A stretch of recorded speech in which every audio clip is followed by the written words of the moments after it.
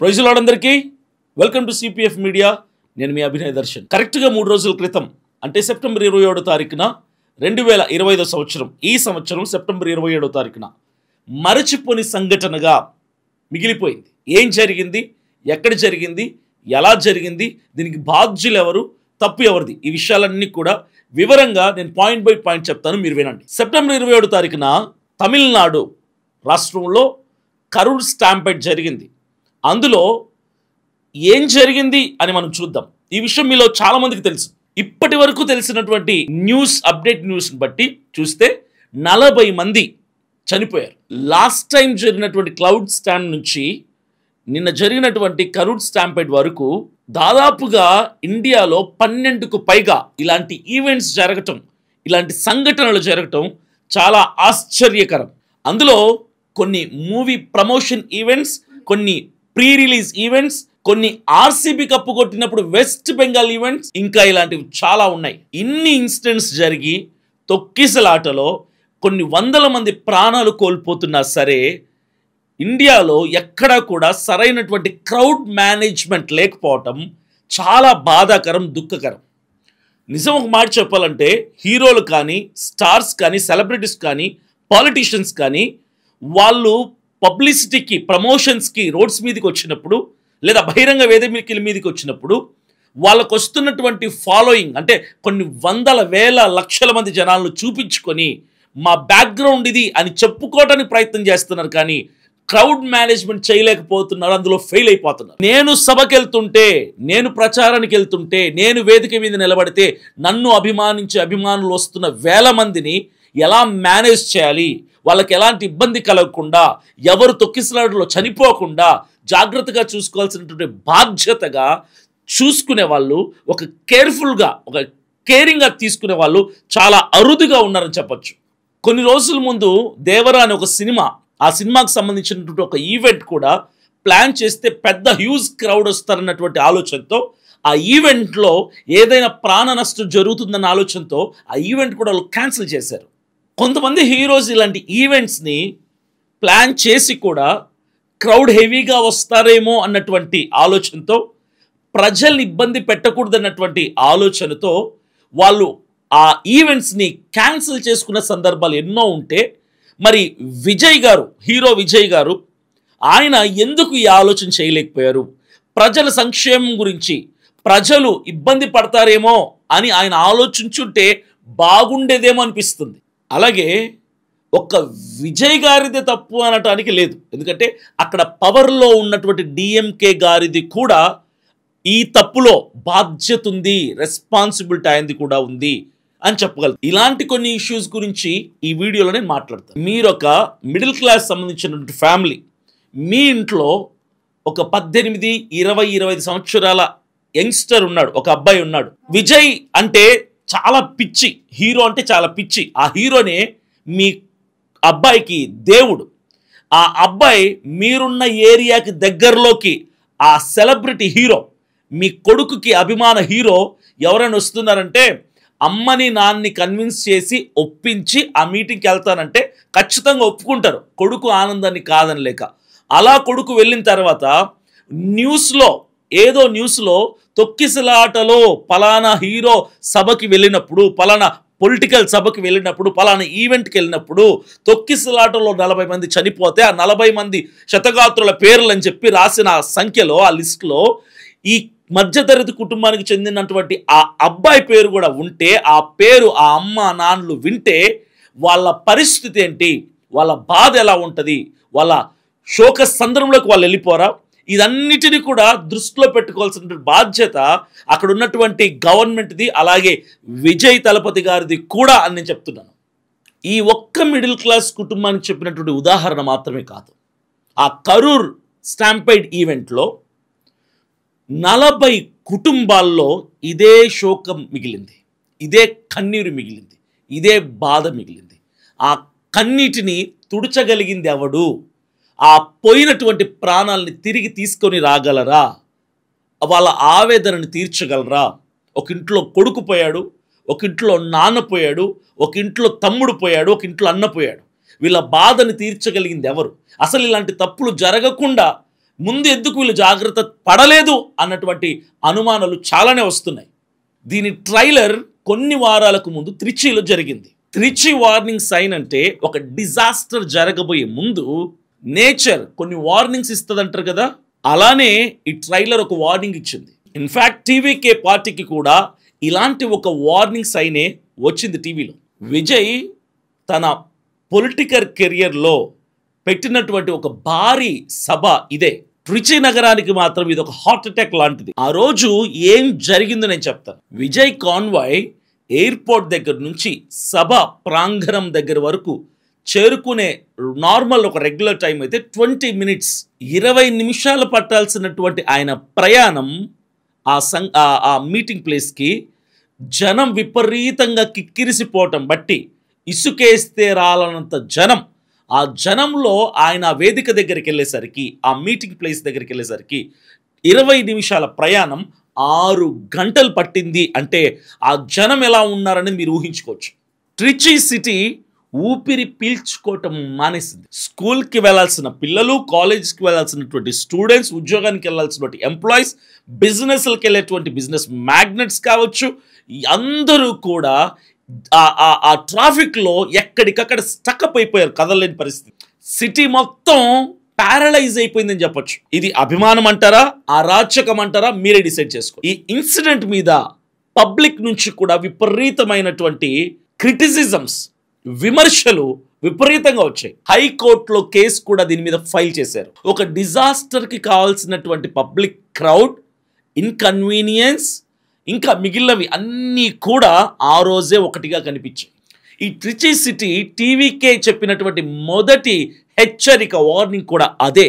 కానీ ఆ హెచ్చరికని ఎవరైనా లెక్క చేశారా? ఒక్కరు కూడా పట్టించుకోలేదు. ట్రిచిలో ఇంత జరిగిన తర్వాత ఏ పార్టీ మాత్రం ఏం చేస్తారు? ఎవరైనా తప్పు జరిగిన తర్వాత, సార్ మా వలన పొరపాటు జరిగిపోయింది, జాగ్రత్తగా ఉంటాం, నెక్స్ట్ టైం రిపీట్ అవ్వకుండా చూసుకుంటాం, సారీ అన్న ఒక్క మాటతో తుడిచేసుకుంటారు అంతే. వాళ్ళు పడిన జాగ్రత్త ఎంత గొప్పగా ఉందో చూస్తే మీకే ఆశ్చర్యమై మతిపోద్ది. వాళ్ళు పెట్టుకున్నటువంటి రూల్స్ చెప్పే ముందు మీకు మాట చెప్తాను. ఒక పెద్ద ప్రమాదం జరిగినప్పుడు కేవలం చనిపోయిన వాళ్ళ సంఖ్య లెక్క పెట్టి తర్వాత మనం మర్చిపోతాం. కానీ ఆ ప్రమాదంలో చనిపోయిన ఆ సంఖ్యను వేయటమే కాకుండా అది ఎందుకు జరిగింది అన్న వివరాలని బయటకు తీయగలిగినప్పుడే చనిపోయిన వారి సంబంధిత కుటుంబీకులకి ఒక తృప్తిగా ఉంటుంది. మీకు నేను స్పష్టంగా కొన్ని పాయింట్స్ చెప్తాను. ఇప్పుడు మనం చూడబోతున్నటువంటి ట్రాజడీ కాదు, వీళ్ళు పెట్టుకున్నటువంటి 10 గోల్డెన్ రూల్స్ ఒక కామెడీ అని చెప్పుకోవచ్చు. ఒక బ్రిలియంట్ ఐడియాతో ముందుకొచ్చింది, వాళ్ళ తప్పు తెలుసుకున్నారు. భవిష్యత్తులో ఇంకెప్పుడు ఇలా జరగకుండా ఉండాల్సిన దానికి ఒక 10 పాయింట్స్ని వాళ్ళు రిలీజ్ చేశారు. వీళ్ళు పెట్టుకున్న రూల్స్ అన్నీ కూడా సినిమా హీరో, రాజకీయ నాయకుడైనటువంటి పవన్ కళ్యాణ్ గారికి కూడా వర్తిస్తాయి. ఎందుకంటే ఆయన వస్తున్నాడంటే కూడా కొన్ని వేల లక్షల మంది జనాల్ని ఈజీగా జనం వచ్చేస్తారు. ఒక పబ్లిక్ పుల్లర్, క్రౌడ్ పుల్లర్ అంటారు ఆయన్ని. టీవీకే రూల్స్ ఏంటి చూద్దాం. గోల్డెన్ రూల్ నెంబర్ 1, స్త్రీలు, వృద్ధులు, చిన్నపిల్లలు ఈ సభకు రావద్దు, లైవ్ స్ట్రీమ్లో మాత్రమే చూడండి అని గోల్డెన్ రూల్ నెంబర్ 1 చెప్పారు. అయితే మంచి ఆలోచన ఇదని చెప్పొచ్చు. ఎందుకంటే ఆడవాళ్ళ గురించి, ముసలాళ్ళ గురించి, చిన్నపిల్లల గురించి వాళ్ళ సేఫ్టీ కోసం ఆలోచించి ఈ ఫస్ట్ పాయింట్ అయితే గోల్డెన్ పాయింట్ అని చెప్పొచ్చు. గోల్డెన్ రూల్ నెంబర్ 2, ప్రజలకి ఎలాంటి అసౌకర్యం అంటే ఇబ్బందిని కలిగించొద్దు. గోల్డెన్ రూల్ నెంబర్ 3, ట్రాఫిక్ రూల్స్ని, ట్రాఫిక్ నిబంధనలని పాటించాలి. ఎక్కడ వాహనాలు ఎక్కడ పడితే అక్కడ పెట్టకుండా పార్కింగ్ ప్లేస్లో మాత్రమే పార్కింగ్ చేయండి. ఇది కూడా సూపర్ ఎక్సలెంట్ రూల్. ఇది golden rule number 4, police department వారికి ప్రజలు పూర్తి మొత్తంలో సహకారం అందించాలి. ఇలాంటి రూల్స్ 1, 2, 3, 4 కాదు, 10 రూల్స్ పెట్టుకున్నారు. 10 కూడా అద్భుతమైన రూల్సే, ఫెంటాస్టిక్ రూల్సే, ప్రజలను దృష్టిలో పెట్టుకొని వీళ్ళు రాసుకున్నటువంటి రూల్సే. పోలీసులు, ప్రజలు అందరూ కూడా ఈసారి టీవీకే పార్టీ చాలా మారిపోయింది, చాలా మార్పు వచ్చింది.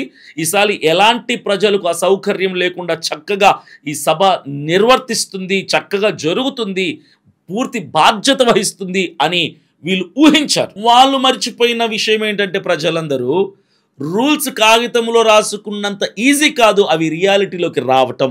ఇప్పుడు ఈ ఇన్సిడెంట్ జరిగింది కదా, ఈ ఈవెంట్ని వీళ్ళు ఎలా ప్లాన్ చేశారు, ఎలా ఇంప్లిమెంట్ చేశారు, రూల్స్ అక్కడ ఇంప్లిమెంట్ అయ్యాయా లేదా అని చూద్దాం. వీళ్ళు పెట్టుకున్న రూల్స్ అన్నీ కూడా సరిగ్గా జరుగుతున్నాయనుకున్నటువంటి క్రమంలోనే అసలైన టైం వచ్చేసింది. అదే ది వెన్యూ.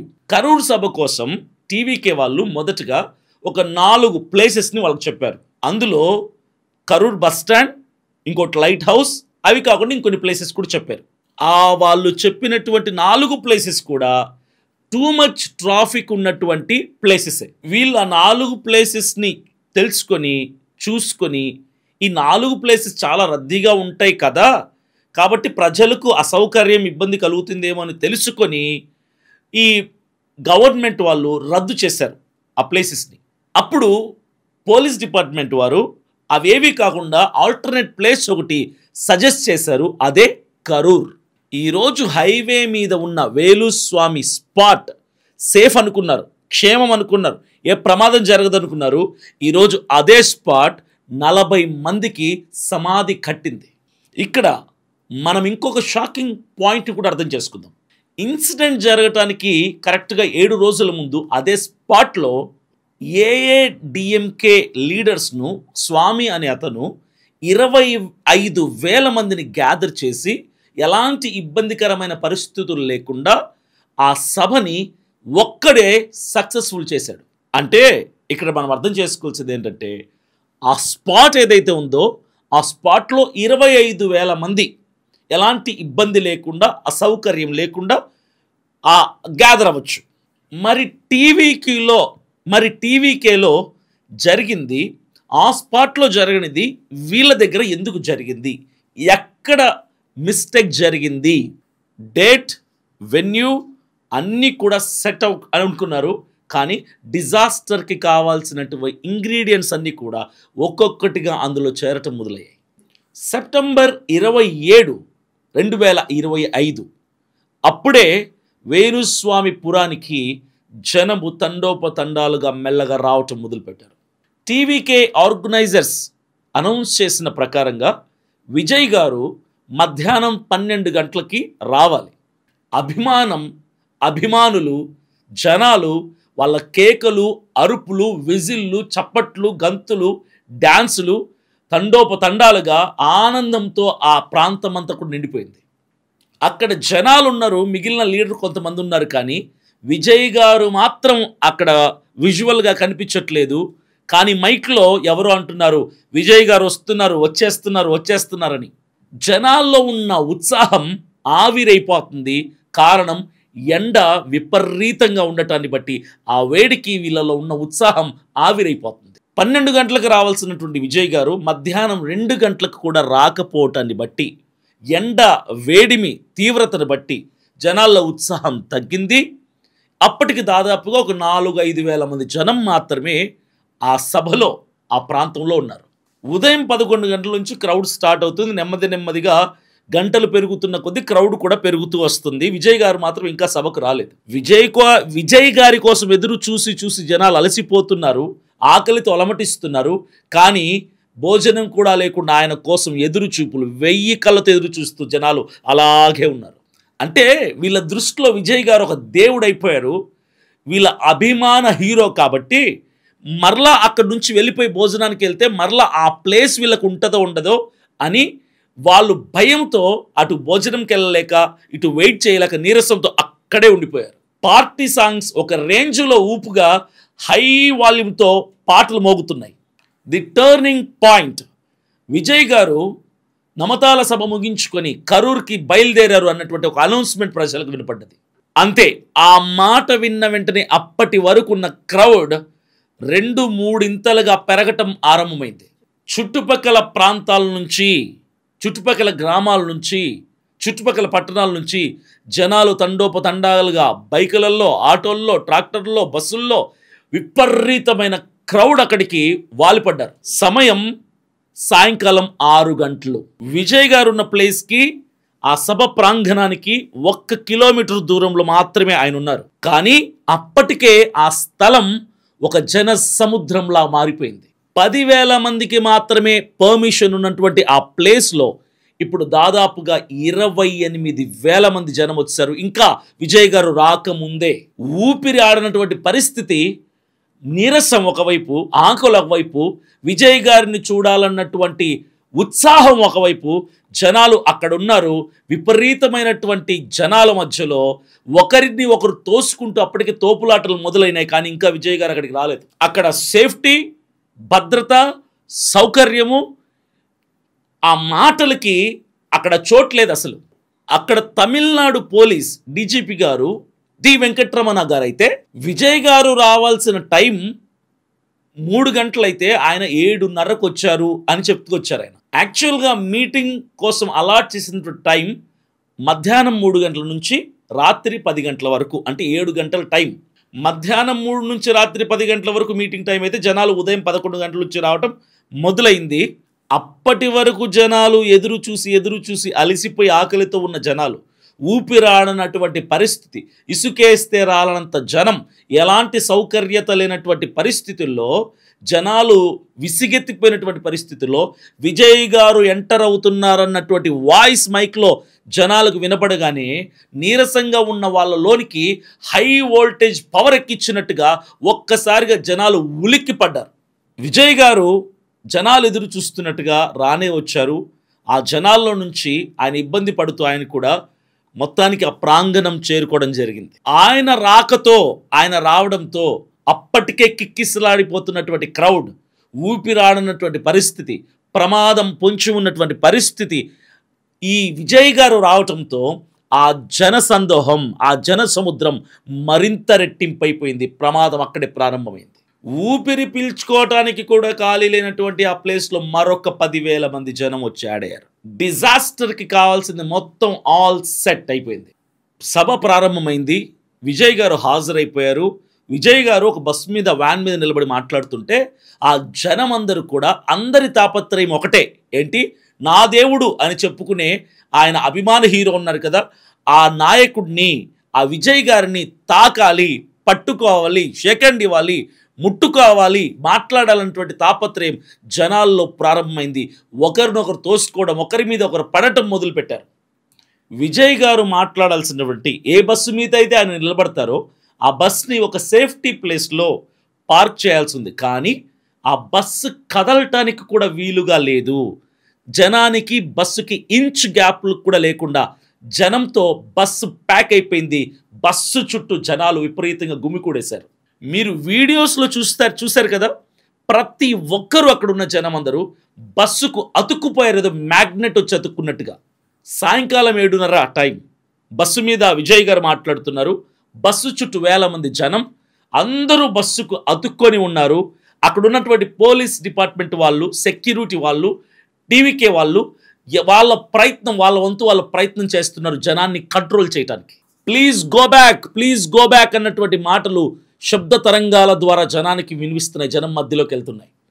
ప్రతి ఒక్కరూ ఆ టైంలో ఒక్కొక్క బూస్టర్ లాగా, ఒక పవర్ఫుల్ పర్సన్ లాగా, ఒక శక్తిమాన్ లాగా మారిపోయారని చెప్పొచ్చు.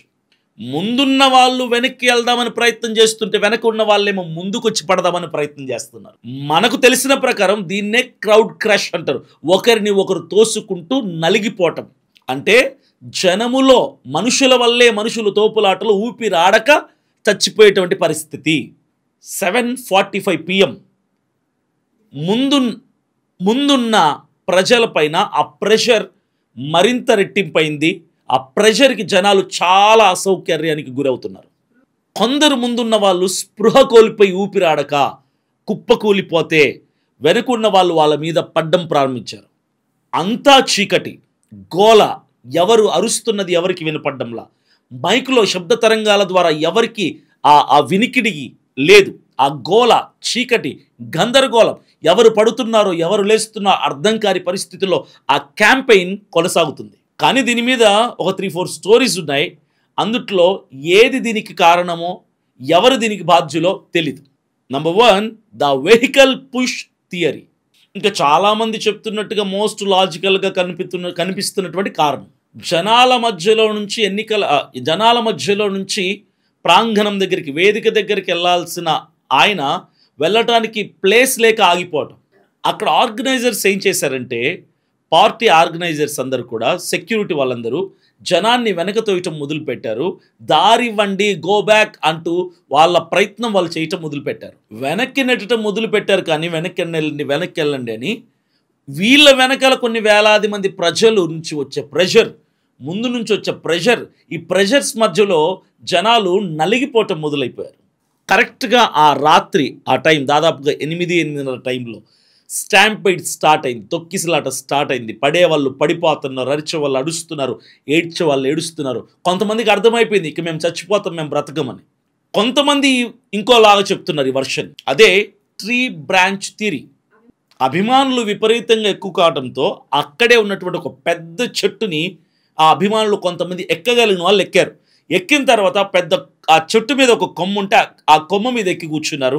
ఆ బరువు తట్టుకోలేక, అభిమానుల బరువు తట్టుకోలేక ఎక్కువైపోవడంతో ఆ చెట్టు కొమ్మ విరిగి పడిపోవడంతో ఆ కొమ్మతో పాటుగా చెట్టు మీద ఉన్న వీళ్ళందరూ కూడా అక్కడి నుంచి కుప్పకూలి పడిపోయారు. ఆ కొమ్మ నుంచి పడినటువంటి వీళ్ళు డైరెక్ట్గా జనం మీద పడ్డారు. ఆ పైనున్నటువంటి జనం ఉన్నట్టుండి సడన్గా పడడంతో కిందున్న వాళ్ళలో ఆందోళన, భయం మొదలైపోయి పరిగెట్టుకొని పారిపోవడం ప్రారంభించారు. పరుగులెత్తటం వలన, ఆ భయముతో పరుగులెత్తటం వలన, రన్నింగ్ వలన, ఆ పారిపోయే క్రమంలో ఆ తొక్కిసలాటలో కొంతమంది చనిపోయారన్నటువంటి వార్త. Version number 3. ఇదే టైంలో ఇంకొక స్టోరీ కూడా ఉంది. ఒక అమ్మ తన 10 ఏళ్ల కుమారుణ్ణి చేయొదిలేసింది. మిస్ అయిపోయి చేయొదిలేస్తే వాడు మిస్ అయిపోయాడు. ఆ చీకట్లో కనబడలా. వాడు అరుస్తున్న కేకలు ఈవిడ వినపల్లా, తల్లి అరుస్తున్న కేకలు కొడుకు వినిపించలా. నా కొడుకు తప్పిపోయాడు, నా కొడుకు మిస్ అయిపోయాడని ఎంత అరుస్తున్నా ఆ కేకలు ఎవరికి వినిపించని పరిస్థితి. ఆమె దగ్గర ఉన్న కొంతమందికి ఆమె బాధ విని అర్థమై వాళ్ళు కూడా వాళ్ళ కొడుకుని వెతకటం మొదలుపెట్టారు. ఆ టైంలో ఆ జనములో 10 ఏళ్ల కుర్రాన్ని వెతకటం అంటే సముద్రంలో ఒక సూది కోసం వెతికినట్టు ఉంటుంది. ఇలాంటి భయాలు ఎన్నో. ఈ భయాలతో జనాలు ఒకరినొకరు తోసుకోవటం ప్రారంభించారు. ఇలాంటివి చిన్న చిన్నవన్నీ కూడా మెల్లగా ఒక పెద్ద తుఫానుగా మారింది, ఒక పెద్ద ప్రమాదంగా మారింది. ఇంత గందరగోళం ఒక పాయింట్లో జరుగుతున్నప్పుడు కొంతమంది పరిగెడుతున్నారు, కొంతమంది పైనుంచి కింద పడుతున్నారు. ఒక తల్లేమో కొడుకు కోసం వెతుకుతుంది, కొందరేమో భయముతో కళ్ళు తిరిగి ఊపిరాడక పడిపోతున్నారు. ఈ పరిస్థితి ఇలా ఉంటే బస్సుకు దగ్గరలో వీళ్ళ వెనక వేల మంది జనం, వాళ్ళ తాపత్రయం ఏంటో తెలుసా? మా హీరోని మేము చూడాలి, మా హీరోని మేము ముట్టుకోవాలి, మా హీరోని మేము తాకాలి. వాళ్ళ తాపత్రయం వాళ్ళది. వాళ్ళ తాపత్రయం వీళ్ళకి ప్రమాదంగా మారింది. ఈ తొక్కిసలాటలో, ఈ కేకలు, ఈ చీకట్లో, ఈ ఏడుపుల్లో, ఈ అరుపుల్లో జరిగింది చివరికి ఏంటా అంటే 40 మందికి, దాదాపుగా 38-40 మందికి దాదాపుగా ప్రాణాలు విడిచిపెట్టారు. గాల్లో వాళ్ళ ప్రాణాలు పోయాయి. వాళ్ళకి తెలీదు.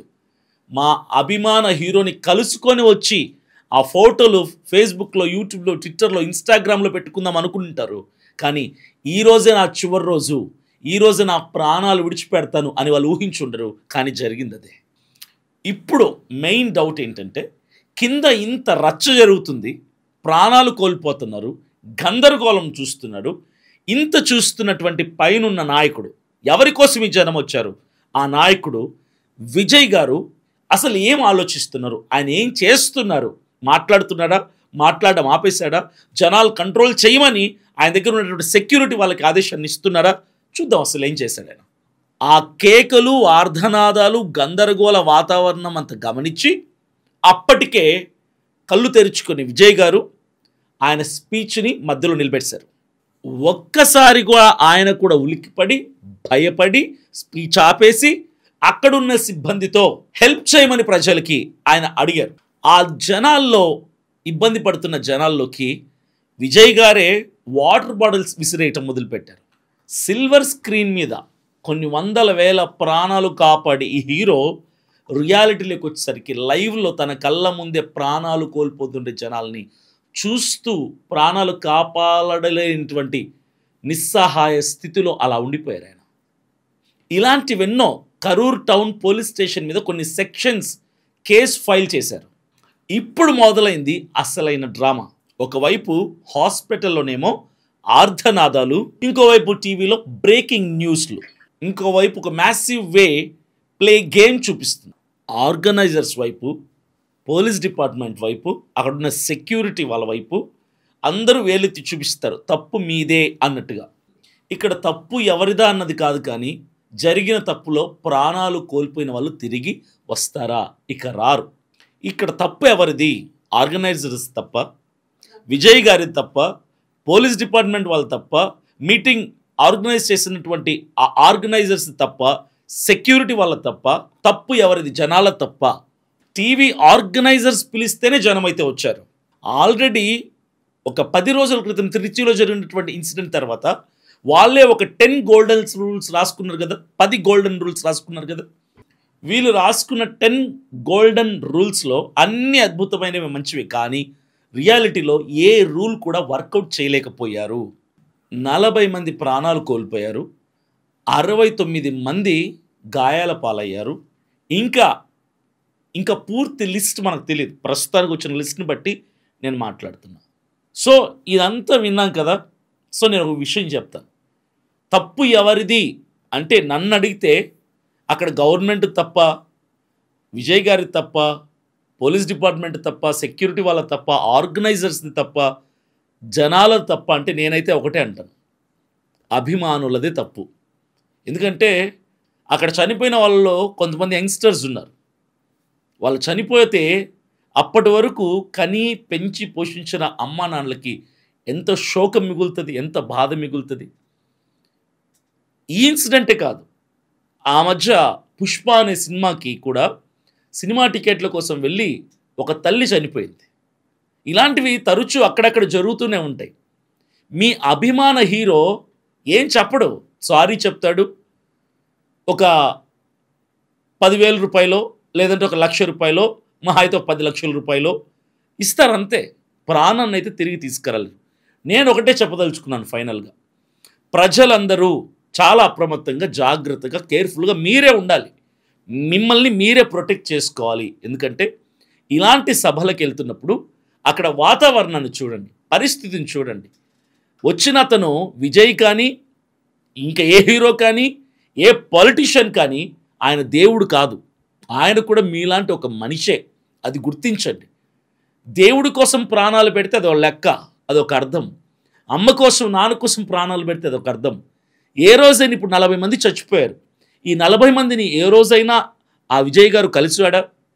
వాళ్ళ ఇంటికి వచ్చి భోజనం చేశాడా? వాళ్ళకు చొక్కా కొనిచ్చాడా? వాళ్ళకు ఒక 10 రూపాయలు సాయం చేశాడా? లేదు కదా. అలాంటి వ్యక్తి కోసం వెళ్ళి వీళ్ళు ప్రాణాలు తీసుకున్నారు. అమ్మా నాన్నలు కష్టపడి చదివించారు, అదంతా వ్యర్థమైపోయింది. కొంతమంది ఆడవాళ్ళు చచ్చిపోయారు, కొంతమంది మగవాళ్ళు చనిపోయారు, కొంతమంది పెద్దవాళ్ళు చనిపోయారు. 40 ప్రాణాలు. అసలు ఇది మర్చిపోగలుగుతాం మనము? ఈ తప్పు నేనైతే ఎవరిదంటానంటే జనాల తప్పు. మీరు ప్రాణం కంటే విజయ్ గారు ముఖ్యం కాదు కదా, ప్రాణం కంటే అభిమానం ముఖ్యం కాదు కదా. మీ ప్రాణాలని పోయే అంతగా మీరు దిగద్దండి కిందికి. జనాన్ని చూడండి, ఫ్లెక్సిబుల్గా, కంఫర్టబుల్గా అక్కడ ఏర్పాట్లు ఉంటే ఉండండి. సభ అయిపోయే వరకు, ముగిసే వరకు ఉండండి, వెనక్కి వచ్చేయండి. ఒకవేళ అక్కడ వీలుగా లేకుండా అసౌకర్యంగా ఉండి ఊపిరాడనంత జనం ఉంటే వెంటనే వెనక్కి వెళ్ళిపోండి, ఇంటికి వెళ్ళిపోండి. ఎందుకంటే విజయ్ గారినైనా, ఇంకొక నాయకుడినైనా, ఇంకొక హీరోయిన్ ఇంకొకసారి మీరు చూడే అవకాశం ఉంటుంది. కానీ ఎలాగైనా ఇప్పుడే చూడాలి అన్న మొండి పట్టుదలతో ఉంటే చివరికి సమాధులే మిగులుతాయి, శవాలు పడతాయి. అర్థం చేసుకోండి. తప్పు ఎవరిది అని అనటం కంటే, ఒకరిని బ్లేమ్ చేయటం కంటే ఎవరి జాగ్రత్తలో వాళ్ళు ఉండాలి అన్నది నా యొక్క ఉద్దేశం. విజయ్ గారు కూడా ఆ జనాన్ని చూసినప్పుడు ఏదో రీతిగా ప్రొటెక్ట్ చేయాల్సింది, అక్కడున్న సెక్యూరిటీ వాళ్ళతో చెప్పి కొంచెం కంట్రోల్ చేయాల్సింది. కానీ అప్పటికే చేయి దాటిపోయింది. సెక్యూరిటీ వాళ్ళు ఏం చేయలేరు, విజయ్ గారు ఏం చేయలేరు, గవర్నమెంట్ ఏం చేయలేని పరిస్థితి. జనాలకి జ్ఞానం ఉండాలి. ఆ జనం వీళ్ళేం తోలలేదు కదా, డబ్బులు ఇచ్చి జనాల్ని వచ్చేసారు విపరీతంగా. ఈ హీరోలకు కానీ, పొలిటీషియన్స్ కానీ కావాలంటే జనం ఎక్కువ రావటం కావాలి. ఆ జనాన్ని చూస్తే వీళ్ళకి ఎక్కడ లేని ఎనర్జీ వస్తుంది. ఇప్పుడు 40 ప్రాణాలు పోయాయి. ఏమైంది? ఇప్పుడు ఆయన ట్విట్టర్లో ఒక ట్వీట్ చేశాడు, గుండె బరువు ఎక్కువైపోయింది, నా మాటలు రావటం లేదు, నా వల్ల చనిపోయారు ఇంతమంది అని చెప్పి ఏవేవి బాధపడుతున్నాడు. ఎంత బాధపడినా పోయిన ప్రాణాలు తిరిగి వస్తాయా? రావు. ప్రజలారా జాగ్రత్త. మీ ప్రాణాలని మీరు ప్రొటెక్ట్ చేసుకోండి. మరెప్పుడైనా ఇలాంటి సభలు, ఇలాంటి ఈవెంట్స్ జరిగినప్పుడు మిమ్మల్ని మీరు సెక్యూర్ చేసుకొని, మిమ్మల్ని మీరు ప్రొటెక్ట్ చేసుకోండి. ఈవెంట్స్కి వెళ్ళండి, తప్పులేదు. అది పొలిటికల్ ఈవెంట్స్ అయినా, మూవీ ఈవెంట్స్ అయినా వెళ్ళండి. కానీ అక్కడ మీకు కంఫర్టబుల్గా ఉంటే ఉండండి, లేదా ఇంటికి వెళ్ళిపోండి. మీ ప్రాణాలు మీరు కాపాడుకోండి. Thank you.